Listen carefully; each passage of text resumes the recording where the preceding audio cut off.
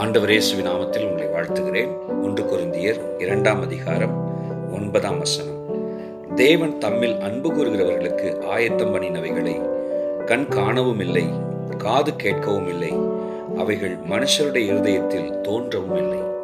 கர்த்தர் தம்முடைய ஜனத்திற்கென்று ஆயத்தம் பண்ணின நன்மைகள். கர்த்தர் தமது ஜனத்திற்காக ஏற்ற வேளைகளில் இன்னின்னவைகள் இன்னின்ன விதத்தில் நடைபெற வேண்டும் என்று சொல்லி தீர்மானித்த நன்மைகள், இவைகள் யாவும் அவர் ஆயத்தம் பண்ணினவைகள் என்று நாம் இந்த வசனத்தின் மூலம் அறிந்து கொள்கிறோம்.